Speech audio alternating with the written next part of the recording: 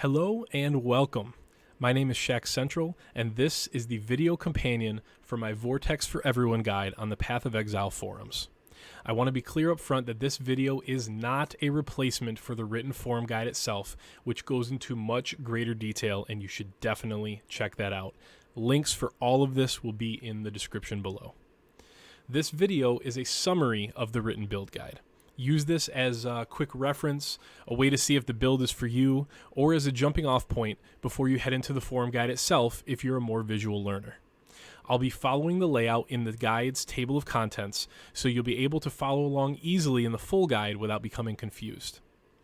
Some of what I say will be an adaptation of what's written in the guide for audible clarity, while some of this will be a direct reading of parts of the forum guide itself. Before we dive in, I want to let you know where to find more content and how to get in touch with me.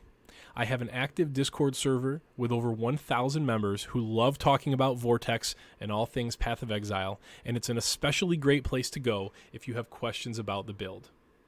I have a Twitch channel where you can find me playing Path of Exile in real time, and of course, this YouTube channel.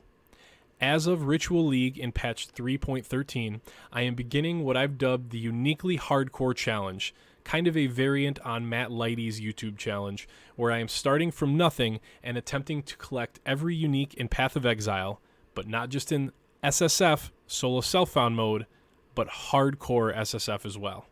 If you've enjoyed or been helped by my forum guide or my video content, please consider following me on Twitch and subscribing to this channel for future content. Thank you, and let's get into it. As we move through the guide, you may notice that there is a chapter breakdown at the bottom of your screen. You can use this to jump back to sections that need more clarifying, or to skip around if this isn't your first viewing and you need to find some specific information. If you have questions that aren't answered in the video, I would encourage you to check the written guide first, and if you're still looking for answers, the Discord is the best place to go for help. Finally, I want to clarify something that I've been asked about a lot recently. This build guide is intended for both new players and players who want to take the build all the way up to potentially taking down Awakener 8 Cirrus easily and without spending their PoE life savings on a single build. If you have the knowledge and currency, there are ways to build Vortex that heavily utilize cluster jewels and have tens of millions of damage. These builds are extremely powerful, but are prohibitively expensive and are beyond the scope of this guide. If you're at that level of Vortex build, you don't need this guide. For everyone else, including me, let's dive in. In this video, we're going to cover the three main parts of the Vortex for Everyone forum guide. Part 1, the introduction to Vortex. We'll look at how a Vortex build works, why you should play Vortex at all, and Occultist for that matter, the pros and cons of playing this build, and I'll provide you with a path of building code so you can plug this build into the POB software. Part 2, leveling. We'll mostly be talking about leveling as if it was a league starter. I'll mention the uniques that will speed up your progress if this isn't your first character, but they're pretty well known anyway, and Vortex is a god tier league starter and will mostly focus on getting the character up and running with no previous gear. And Part 3, playing Vortex. We'll start by discussing some of the most well-known and controversial keystone node choices you'll make for Vortex, such as not taking glancing blows, and how elemental equilibrium and a trigger wand work. We'll go over gem links and optional choices, setting up your flasks and gaining elemental immunities, as well as your Ascendancy choices, Bandit rewards, and Pantheon powers. Next, we'll take a look at jewels and cluster jewels, as they're an increasingly important part of nearly every Path of Exile build these days. Then, we'll finish with the longest and most important topic in the build, the 3 gear progression stages of a Vortex build. You'll learn how to find your initial gear, you'll learn that Chaos Inoculation isn't a bad word or a bad phrase, and how to transition into it smoothly. Finally, you'll assemble the forbidden gear to create the ultimate Vortex machine, the low life variant. Vortex and Cold Snap are cold spells. Both deal an initial hit of cold damage in a circular radius, which then leaves behind a circle on the ground that deals cold damage over time. Both Vortex and Cold Snap have a cool line of text that allows increases to your spell damage to apply to their damage over time effect, which means that stacking spell damage will increase their damage over time. The skills also have a few differences. Vortex is instant cast and is always cast at the feet of the player. Cold Snap is targeted, so you can choose where it goes, but it has a much longer cooldown before you can cast it again. You can bypass the cooldown on Cold Snap by expending a Frenzy charge, and luckily, Cold Snap has a chance to generate Frenzy charges on kill. Additionally, Cold Snap has a Vol skill version, which creates a massive Vortex-like cold damage circle around the player for a few seconds. It guarantees Frenzy charges on kill and deals very high damage. The general build concept of Vortex is as follows. It is a fantastic build because it allows you to learn the boss and game mechanics safely while maintaining near perfect DPS uptime. DPS uptime is my term for the percentage of time when enemies are taking damage from you.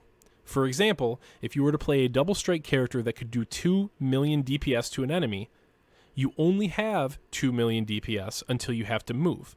As soon as you stop double striking to leap slam away, use a flask, or reposition for a boss, your DPS is effectively 0.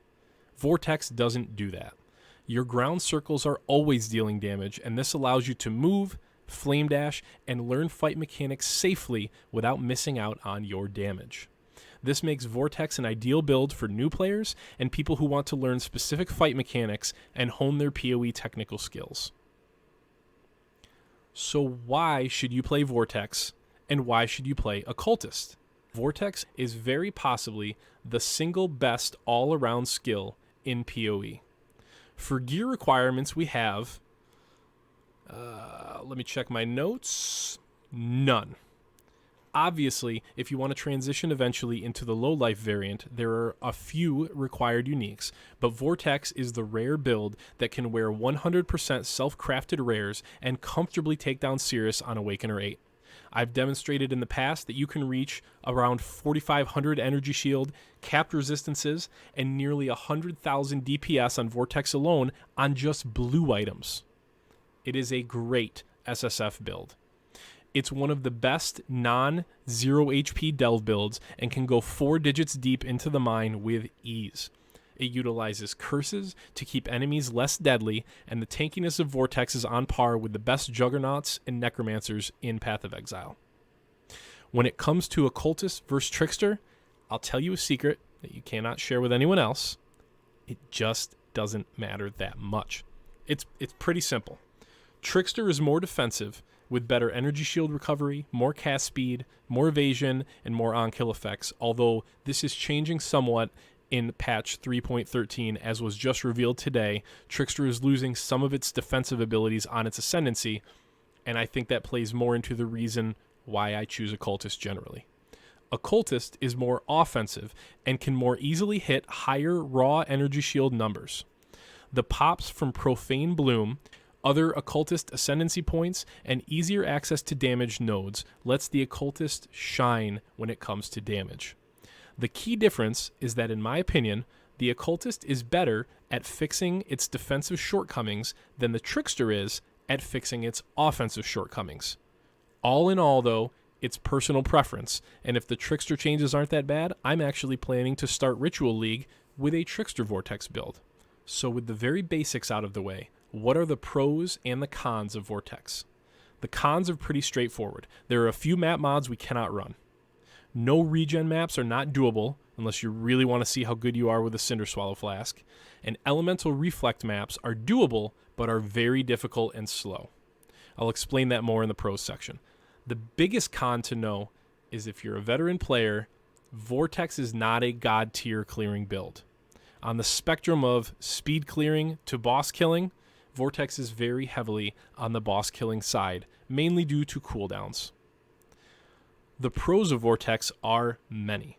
It's great in solo self-found. It's great in delve. It's very tanky and one of the safest builds in the game. While it's safe, it can also easily handle nearly all content and can farm Cirrus at the highest levels without a problem. When it comes to reflect, the initial hit of Vortex and Cold Snap damage can be reflected, but damage over time cannot. Therefore, it is technically doable to run reflect maps by vortexing at your feet and then pulling enemies toward you. I would only ever do this if I had a specific map objective that I needed to complete and did not have access to another version of that map to run, but it is possible. The POB code is in the description. Go get it. Remember, you need to have the Path of Building community fork installed. At this point, it's pretty much completely replaced the old OpenRL version, but I still get people every league saying it doesn't work because they haven't upgraded. So make sure you grab that community fork. If you are leveling Vortex in a standard league or in a temporary league where you already have some gear, there are a few uniques which will make your leveling process much easier. These include Wanderlust, Gold Rim, Tabula Rasa, Life Sprig, and Bated Breath. For leveling, it's very important to remember that the tree is flexible. There is virtually nothing on this tree that is mandatory to have at a certain time. The closest that we come to that would actually be something like having Breath of Rhyme right about the time when you swap to Vortex. I would not want to be leveling as Vortex early on without Breath of Rhyme. But other than that, the tree is extremely flexible. If you need more life, grab more life. If you need more damage, there's damage all over the tree that you can grab. Do with it what works best for your build. As I show you these trees in Path of Building, I'm going to check the Showed Node Power button simply because it kind of darkens the surroundings around the nodes that you're taking and makes it a little easier to track along rather than having all of this kind of bloat and clutter around. So this is how you want to start. From the early leveling, you want to be taking the spell damage all the way up through here. You want to take a sharp left and come up. What we're looking for is Elemental Overload. This is a huge benefit to your damage early on, and it's the first thing that we kind of want to rush and get out of the way. Now moving on to the next tree. This is actually early on where we hit, as I mentioned before, kind of our only real checkpoint. And the checkpoint is we want to be taking Breath of Rhyme right about the time that we start to use Vortex. So if you can hit this node right here when you're about level 23, so that way your last level is up to 28, you can take Vortex and you will be all set. This will give you a huge boost to damage and it will make the build feel very smooth to play. In addition to that, you're going to be grabbing some life and all resist as you work your way up. You're going to be grabbing Frostwalker for cold res, cold damage. The cast speed is not as relevant, but it's still, I mean, it's kind of nice to have. Not really.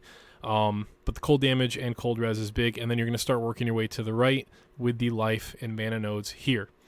So once you swapped over to Vortex and you've picked up Breath of Rhyme, you're going to go to the next tree, and what you're going to start seeing is you're going to have mana problems. As you start using Malevolence and Skitterbots, you're going to be low on mana, and you're going to want ways to regenerate that very quickly. So I highly recommend picking up Arcane Will. It is a huge boost to your mana regeneration. Additionally, picking up Quick Recovery gives you additional mana regen, gives you some life regen, and increases your life, making it a little bit safer. You're going to continue on. You're going to pick up Arcane Expanse, which gives you spell damage and also increases the AoE of your Vortex. It's really nice to have. And I will note that at any time, what you're most likely going to run into as a problem is dexterity. You are going to need dexterity somewhere. If you don't get it on your gear, it is completely fine to take, let me turn off node power for a second here. It is completely fine to take one of the 30 dex nodes.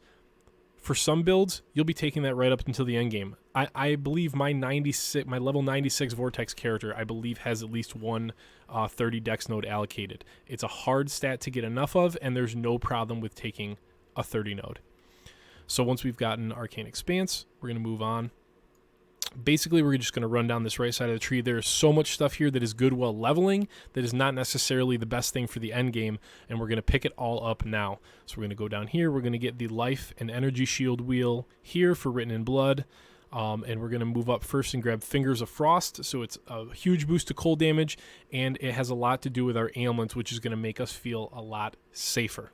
Once we've picked up Fingers of Frost, we're going to work our way down here and pick up this dot damage node all the way up to growth and decay, which the 10% damage over time multiplier is a huge boost again, and also keeps us regenerating even more life. Once we have that done, we're going to start. I mean, now you're starting to look at the last part of the acts before you get to Act 10 here. We're going to move over and grab No Witnesses, which gives us chance to gain Elusive on kill. It's more movement speed. It's dodge chance. It's very defensive, and it's very good. We're also going to be grabbing AoE and generic damage. We're going to be grabbing life, a couple of resists. We're going to be grabbing some energy shield, and then moving down here and grabbing some damage over time and skill effect duration.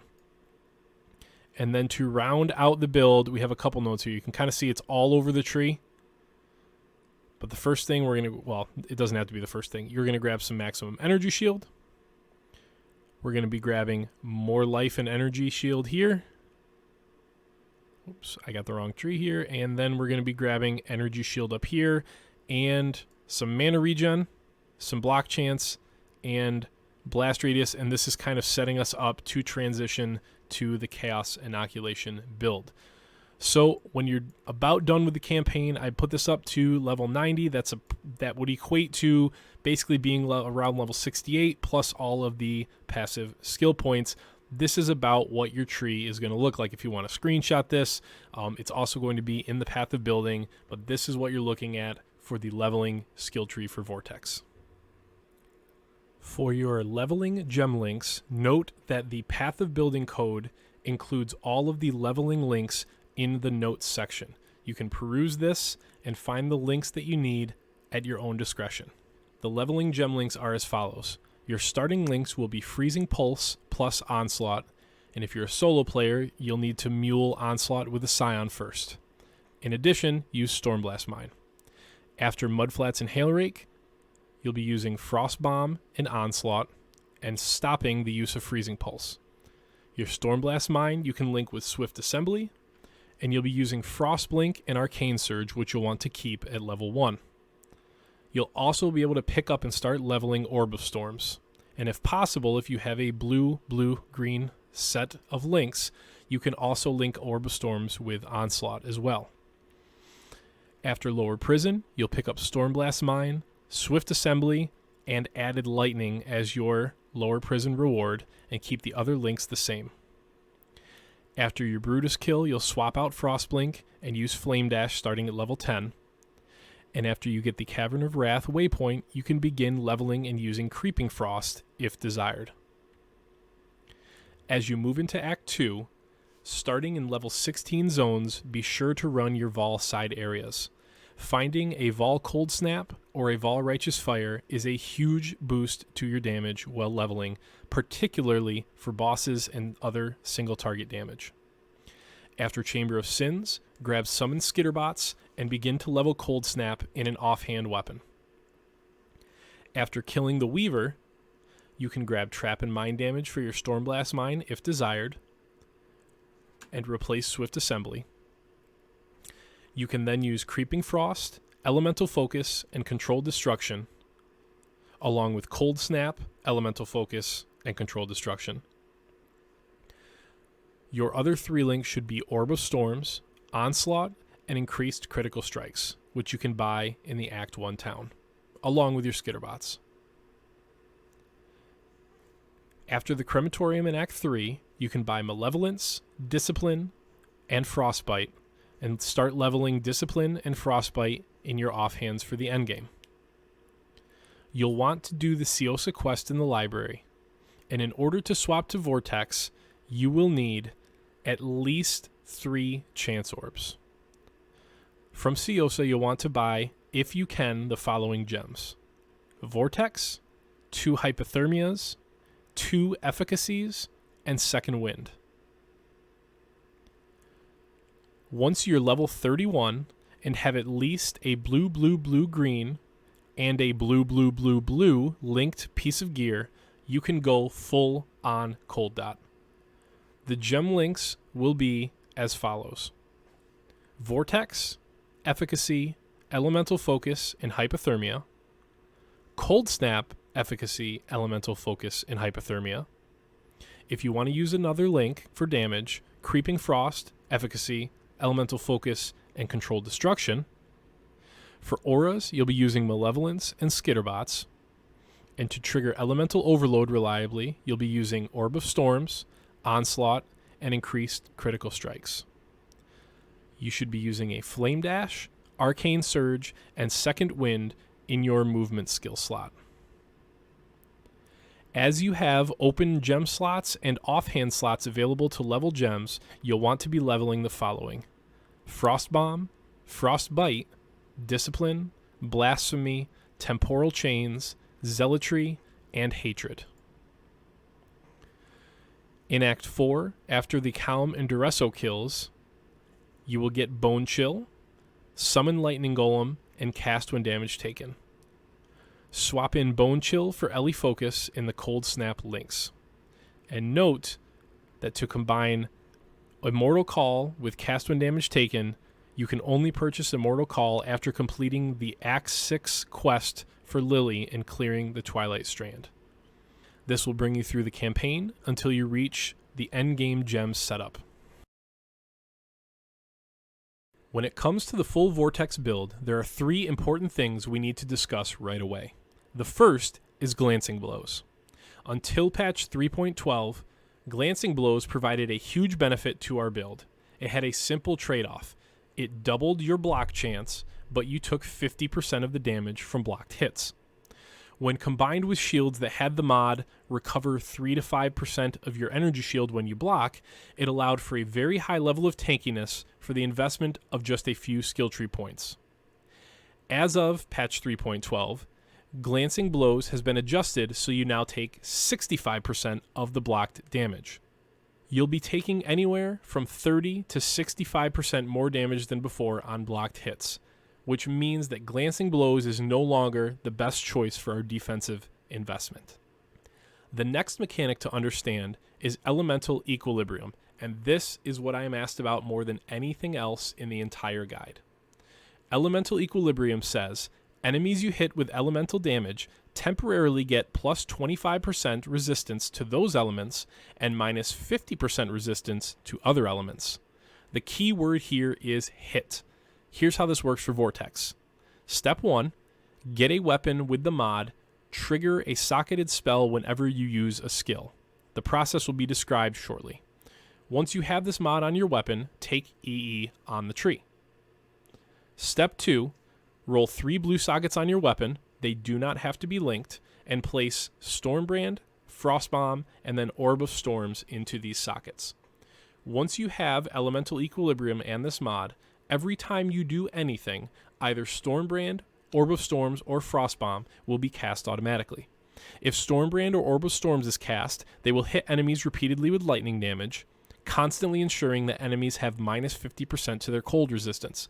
If Frostbomb is cast, there is a delay before it detonates. During this delay, Frostbomb reduces enemy cold resistance even further. Once Frostbomb hits, Stormbrand or Orb of Storms will still be going off, meaning that the cold hit of Frostbomb, which messes with your elemental equilibrium, is almost immediately overridden with a fresh minus 50% cold resistance.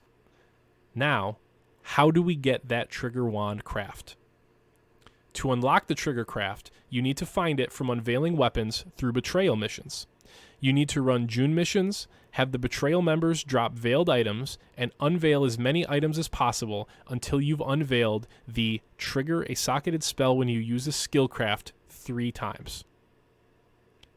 Keep in mind that this unveil requires an item level of 75, which is the equivalent of tier 8 maps. Gem links. To start, I want to briefly mention alternate quality gems. There are a large number of gems utilized in the Vortex build that have an alternate quality bonus that is better than the default gem. I'm not going to list each option, but I'm going to show you just how many there are, and you can check the written forum guide for the full list of all of the mods that are better than the default gem.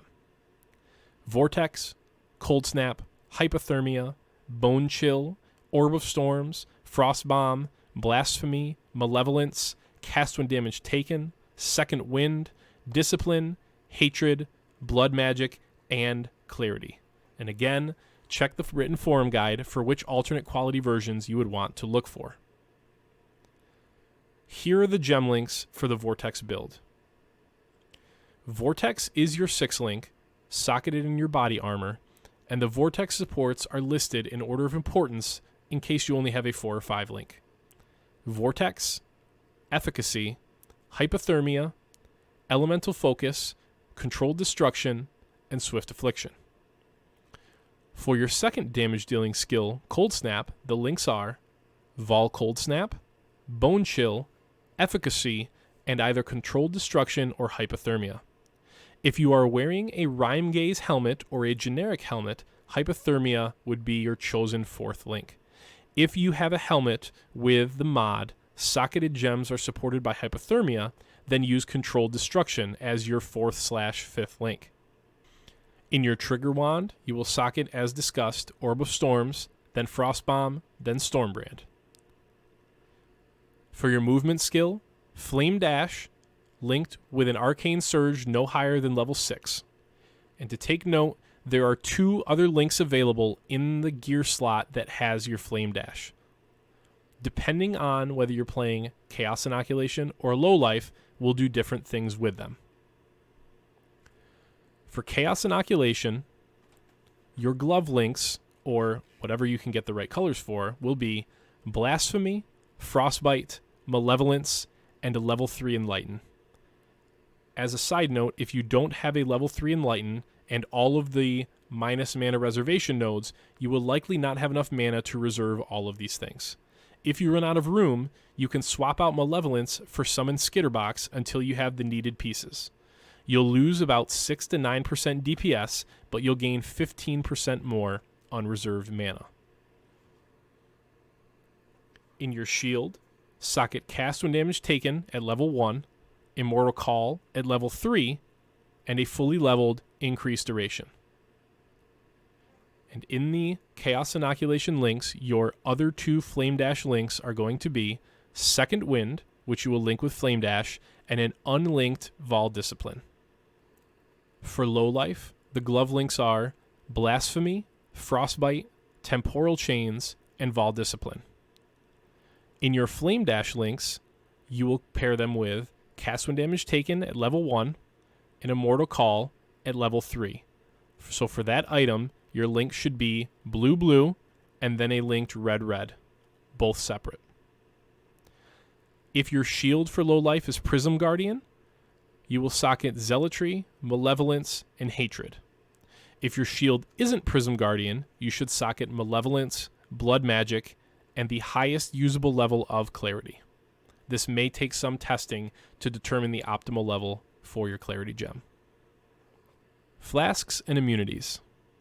Flasks are both figuratively and literally the lifeblood of Path of Exile. Likewise, ailment immunities are a huge part of the game, and we want to pair these 2 things together as much as we can. In terms of unique flasks, Rumi's Concoction is potentially the most valuable item in the entire Vortex build. A granite flask with both attack and spell block is exactly what we want, and Rumi's is invaluable to your tankiness.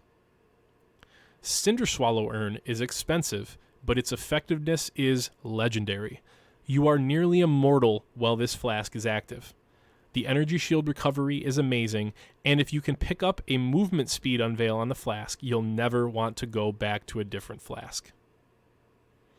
A Quicksilver flask is essential to your sanity and safety, especially a Quicksilver flask of adrenaline.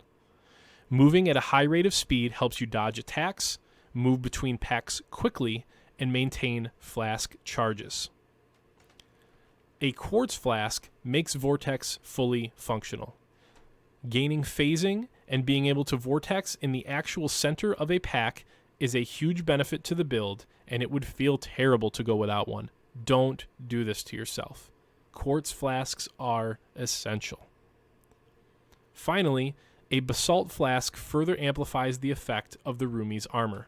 It gives us more physical reduction and another base flask on which to put an immunity. Other options for viable flasks include Sulfur flasks, Jade flasks, and the Witchfire Brew unique Stibnite flask.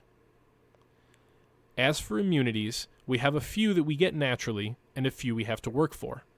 Occultist Ascendancy makes us freeze and chill immune. While leveling and while playing as Chaos Inoculation, Vile Bastion provides stun immunity, which is also provided by the presence of Chayula Amulet once you've upgraded to the low-life version. In remaining order of importance, we want to get as many as possible of the following immunities: Bleed, Curse, Shock, Ignite, and Poison immunities. For most characters, Bleed immunity is achieved through the Flask suffix of Staunching. In late game, you can buy or vol jewels to get the implicit corruption cannot be inflicted with corrupting blood. This will take care of 90% of your bleed problems and allow you to use the Flask suffix elsewhere, but be aware that the corrupted jewel implicit does not prevent all bleeding, only what is by far the most common you will encounter. Curses can be dealt with by having a flask with the of warding suffix, and becomes increasingly important the higher you go in map tiers. Shock immunity can come from the of grounding flask suffix, and if I was using two unique flasks like Rumi's Concoction and Cinder Swallow, this would be the final suffix I put on a flask. Ignite and Poison also have flask suffixes, and can also be taken care of using Pantheon powers, which will be discussed shortly. Ascendancy, Bandits, and Pantheon. Ascendancy choices are pretty simple. For normal lab, if you are playing hardcore or you feel a little squishy, take Vile Bastion. If you want damage, take Void Beacon. In Cruel Lab, take whichever you didn't pick in normal lab. In Merc Lab, grab Frigid Wake, which will power your damage right through maps and give you freeze and chill immunity. And your Uber Lab will be Profane Bloom for the pops. For Bandits, kill them. And not just the men, but the women and the children. You gain very little from the Bandits, and 2 points is very helpful. If currency isn't a concern, you could always help Alira in the campaign for the mana regen and the resistances, and later spend 20 regrets and an Onyx Amulet for the Bandit reward respec. For your Pantheon powers, your major Pantheon is a choice between the clear speed of Lunaris and the bossing powers of Solaris. I personally don't find many trash mobs to be a threat, so I typically go with Solaris here for more bossing safety. Minor Pantheon is much more of a player's choice. Garukan and Gruthkul are great for smoothing out incoming damage. Abarath is very helpful, as Burning Ground is a problem for ES. Shikari is an option for low-life builds that are concerned about chaos damage. I mostly go with Abarath to take care of the Burning Ground myself, but this is really up to each individual player. Jewels. We start with unique jewels, as there are currently 3 that you may want to keep an eye out for. The first is Intuitive Leap. It saves a lot of passive points by allowing you to allocate passives in its circle without needing them to be attached to your other passives. This lets us pick up a few specific notables while saving up to 5 skill points pathing through the tree. The second unique jewel is Energy from Within. This jewel grants increased maximum energy shield and also converts any life increases in its radius to energy shield as well. Placing this jewel here, you can notice that we can essentially double dip the health in this wheel, converting it entirely to energy shield. Finally, Watcher's Eyes are very rare, and good Watcher's Eyes are almost impossible to find. However, if you want to use a Watcher's Eye or have the money to outright purchase one, here are the stats you want to look for in a Watcher's Eye jewel. Firstly, any of the well affected by clarity mods, except for percentage of damage taken from mana before life, well affected by clarity. Secondly, any of the well affected by discipline mods, except for number energy shield gained for each enemy hit, well affected by discipline. And thirdly, any of the well affected by malevolence mods, except for damaging ailments you inflict deal damage % faster, well affected by malevolence. For normal jewels, Vortex can use Cobalt regular jewels or Searching Eye Abyss jewels. The best jewel corruptions are Corrupted Blood cannot be inflicted on you, increased area of effect, increased damage, or 1% reduced mana reserved. For Cobalt Jewels, the mods to look out for include spell damage while holding a shield, increased cold damage, maximum energy shield, chance to block attack or spell damage while holding a shield, faster start of energy shield recharge, which might be the best stat overall, energy shield recharge rate, spell damage, damage over time, area damage, percent chance to freeze and freeze duration, and cold damage over time multiplier. Searching Eye Jewel mods to look out for include damage over time while holding a shield, maximum energy shield, increased effective chill, percent chance to block spell damage or attack damage if you were damaged by a hit recently, increased movement speed if you haven't taken damage recently, or increased movement speed if you've killed recently, damage penetrates percent elemental resistance if you haven't killed recently, and percent chance to gain onslaught or phasing on kill. Cluster Jewels. Depending on who you ask, Cluster Jewels are either the worst or best thing PoE has ever put into the game. Regardless, Vortex can put them to very good use, and a good Cluster Jewel setup can be the difference between having a good build and being an immortal, frigid harbinger of death. As I said in the intro, I won't be discussing the aura stacking version of Vortex, particularly after the nerfs announced today in the Balance Manifesto for 3.13. However, there is still a lot to be gained from a good Cluster Jewel setup. You can start by completely ignoring large Cluster Jewels. They are disgusting, and I won't have it. Forget they exist. We want to start with a medium Cluster Jewel. Ideally, you want a medium with 4 passive skills, but the important part is to have either the 4% to cold damage over time multiplier or the generic 4% to damage over time multiplier implicit. The Cold Dot Multi-Jewel has 3 good notable skills that you can roll, but comes with a wider pool of mods to roll, while the generic damage over time multi-jewels only have 2 good notables to hit, but have a smaller overall pool of mods. The mods you're looking for are these, listed in order of importance: Brush with Death, Vile Reinvigoration, or Deep Chill. Deep Chill cannot be rolled on generic damage over time multiplier jewels. When it comes to small cluster jewels, there is a range of implicits that can work, especially if you're in need of a specific resistance. However, the most generically useful and best small clusters are 6% increased energy shield implicits. Again, Brush with Death and Vile Reinvigoration are the best notables you could hit, but most of the energy shield notables on small clusters are great. In particular, the flat plus 100 to energy shield mod is fantastic for boosting your survivability. Brush with Death is far and away the best single mod anywhere in the game for Vortex. With 2 to 4 Brush with Death jewels, you essentially have a permanent Cinder Swallow Urn effect that also takes your damage through the roof. If you have the chance to roll your clusters or purchase a few Brush with Death jewels for cheap, get them and use them. Gearing for early maps. Kitava is dead and the game has begun. Now what? I'm going to assume this is an SSF scenario and that Trade League players can simply plug my recommended mods into a trade finder and buy their gear as usual. For our early gearing, head on over to the ossuary in Act 10. See the description below to download my custom ossuary-only loot filter for getting your early mapping gear. Start doing laps around the ossuary, killing monsters, looking for the bright blue and purple gear that drops that's very hard to miss.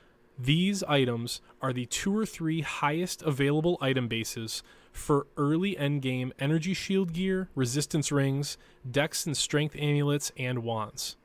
Continue doing laps around the ossuary and resetting the zone until you have a full set of gear. Head back to your hideout and get to work. If the League mechanic involves crafting materials, it may be best and cheapest to use the League mechanic to craft your gear. If not, use essences to try for good rares if you have a few scouring orbs to recover from failed attempts. Aside from that, simply use transmutes and alts, or alchemy orbs and chaos orbs to try for good initial rolls on your gear. You'll want to craft your starting gear in this order: body armor, wand, shield, helmet and gloves, boots, belt, amulet, and then your rings. For most of your starting gear, you're looking for life and energy shield and resists. Several items can also roll beneficial mods, such as spell damage on a shield, movement speed on boots, and attributes on basically everything. For your wand, you're looking for, ideally, a pair of good damage mods. Cold damage over time multiplier is the king of stats, but +1 to cold gems and a high spell or cold damage roll is also acceptable for now. As a quick note, there has been some discussion regarding the differences between spell damage, damage over time multiplier, and +1 to cold gems. The written guide has a short section covering it, but it's a bit mathy and maybe boring a little bit, so you can just check it out there or screenshot this. This budget gear can carry you all the way into mid-tier maps as you acquire better item bases and prepare for Chaos Inoculation. Speaking of which, let's talk CI. For any brand new players, Chaos Inoculation locks your life total to 1 and makes you immune to chaos damage. This means that your health pool is 100% your energy shield total. You need a lot of it. One of the most common questions I am asked about Vortex is, what level should I be to swap to CI? This, quite frankly, is the exact wrong approach. The better question is, how much energy shield do I need before I swap to CI? The answer varies a bit based on your previous experience, but here's a rough guideline. If you're new to Path of Exile or have zero experience with CI builds, try to reach 6,000 energy shield before swapping. If you are a mediumly experienced Path of Exile player, or this is your second or third CI character, maybe get to about 5,000 ES before swapping. If you're as experienced as I am, maybe you have a kid named Chevron, anything like that, pretty much you can swap as soon as you have 4k or more energy shield and you can dodge projectiles and spells consistently. The most helpful thing you can do for your CI swap is not gathering mass amounts of energy shield. Instead, you need to learn to dodge avoidable damage. Practice serpentining as you approach enemies with projectiles. Learn to recognize ranged versus melee mobs at a glance. Flame dash to the side and circle around tougher packs to avoid being shotgunned by overlapping projectiles. The better you are at not taking damage, the earlier you can safely swap to Chaos Inoculation. So let's talk CI gear. This is what you're looking for in a high tier mapping to endgame type of build. For body armor, a Vol Regalia with links and energy shield. You can get resistances all over the place, so focus on getting at minimum a 5 link as well as high energy shield on your body armor. Shoot for 500 or more energy shield or even 750 plus on the higher end. For a wand, you're looking for damage and the trigger mod. Get at least 2 good damage rolls and leave space for a suffix to craft your trigger mod. As a very, very important note, do not use a wand with the mod adds cold damage to spells ever. This will make every spell hit with cold damage and will permanently ruin your elemental equilibrium. Also note that the generic adds number to number cold damage mod is totally fine. Just don't use adds cold damage to spells. For your shield, a titanium spirit shield with Shaper influence if possible. Shaper shields can roll the % energy shield recovered on block mod, as well as a minus mana reserved mod. Aside from that, your shield can be super high energy shield, give a ton of spell damage, etc. It's kind of a wildcard slot that can help fill out your build's needs. For a helmet, use Rhyme Gaze. Rhyme Gaze is a monstrously powerful unique. It's very common and typically only costs 1 to 5 chaos in a trade league. It adds a ton of damage to a normally defensive slot. It has a large amount of energy shield and it's very common and cheap. If you are solo self-found and don't have access to a Rhyme Gaze, a rare with Resists and Energy Shield is also perfectly fine. Note that Shaper helmets can roll the mod Socketed Gems are supported by Hypothermia, granting your Cold Snap a free 5th link. Additionally, Redeemer helmets can roll the mod Nearby enemies have minus 9% to cold resistance. For gloves, ideally you would like to get a pair of eye level 80 plus Shaper fingerless silk gloves. The eye level 80 plus Shaper is more important than the fingerless silk base type if you have to make a choice between the two. For the most part, you're simply rolling for energy shield and resists and attributes. However, eye level 80 plus Shaper gloves can also roll a cold damage over time multiplier mod, and that's what you want more than anything. Fingerless silks also give you spell damage if you can get them, but as with wands, cold damage over time multi beats spell damage in a heads-up match.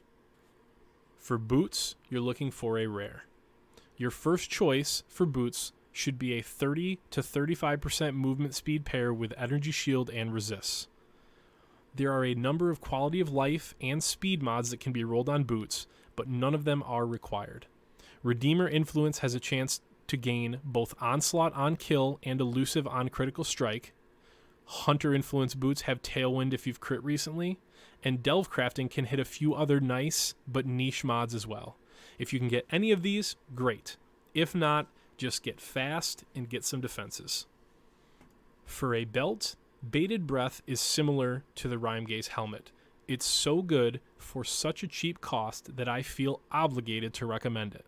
It has no resists, but its offense and its energy shield benefits are absolutely massive. It's another incredibly cheap unique that can push your energy shield significantly higher. The best use of this belt slot would be a much more expensive, but more powerful, Shaper-influenced crystal belt. They can roll the mods increased energy shield from body armor and increased elemental damage. Fossil Crafting can also roll mods like increased cold damage and increased flask effects. For your rings, you are looking for nice rares. Your ring slots may be your most important gear pieces. These little circles do a lot of heavy lifting. Your rings will generally carry the bulk of your resists, they will add damage, and they might even boost your energy shield recharge. The most important thing, usually, is to use your rings for as many resistances as possible. If you're able to get capped, you can grab an opal ring base for damage, or a moonstone ring base for more energy shield. Otherwise, get a resist base and fill the ring up. You are looking for 4 basic things on a CI ring: resists, energy shield, attributes, meaning high dexterity or strength, and the faster start of energy shield recharge crafted mod. For an amulet, again, you're looking for a rare. Amulets fill a couple of important roles for Chaos Inoculation. They can provide a large amount of needed attributes, many resists, and also help boost your damage. Shaper amulets can roll a huge amount of great Vortex mods, including increased damage per intelligence, cold damage over time multiplier, reduced mana reserved, and increased movement speed. Redeemer influenced amulets can also grant a couple of helpful mods. Hunter influenced amulets can grant cold damage over time multiplier, as well as a +1 to intelligence skill gems. With that gear combined, you'll have a very well-rounded Chaos Inoculation build that can take on anything. You can make incremental changes and upgrades and have a very budget-friendly Cirrus killer on your hands. However, there is another, more powerful way to build. Low Life Vortex. What is Low Life Vortex?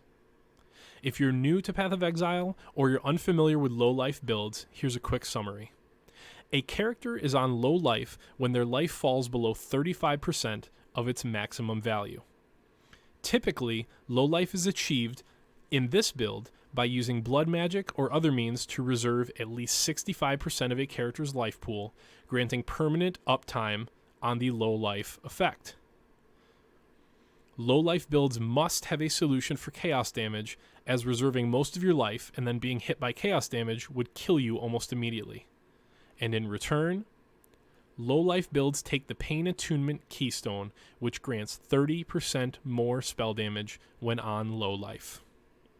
For Vortex, this build is achieved by using Chevron's Wrappings, Prism Guardian or a shield socketed with the Blood Magic support gem, and various other mechanics. Prism Guardian and or Blood Magic allows you to achieve low life while giving yourself some nice auras, and Chevron's Wrappings prevents chaos damage from bypassing your energy shield, meaning that although you still take chaos damage as normal, it drains straight from your much larger energy shield pool. Because of the required uniques, low-life gear is a bit less flexible than the choices for Chaos Inoculation. For a body armor, we use Chevron's Wrappings. Shav's Wraps are the item that lets us play as low-life. Without Shavs, nearly any hit of chaos damage would instantly kill us. It has decent ES and also comes with a lightning res roll that you don't want to forget about. For your wand, you're using a rare. This is essentially the same as Chaos Inoculation. The wand exists for two purposes: giving you high damage through a combination of spell damage, cold damage, damage over time, and +1 levels to spell or cold gems. Secondly, your wand needs to have the suffix craft trigger a socketed spell when you use a skill. Just to reiterate, do not use a wand with the mod adds cold damage to spells. This will ruin your EE and actually nerf your character, lowering its damage significantly. For a shield, Prism Guardian is the best choice here, as it gives us the highest damage by allowing us to socket 3 auras that the item automatically supports with a reduced mana reservation Blood Magic. It turns on our low life status while granting a truckload of DPS. Alternatively, the shield section from Chaos Inoculation is still true. Shaper Influence shields with recover % of energy shield when you block is very powerful and is a good alternate option.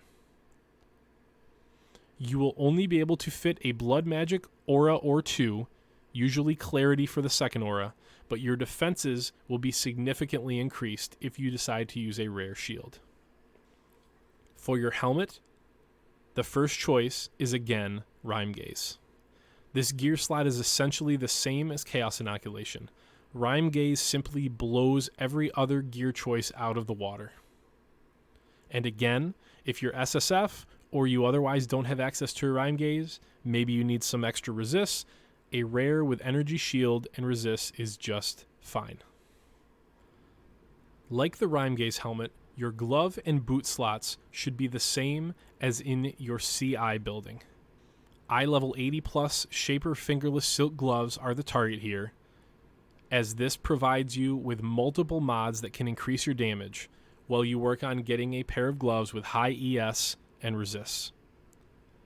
Your boots, similarly, should be providing you with a lot of movement speed and again with more ES and resists.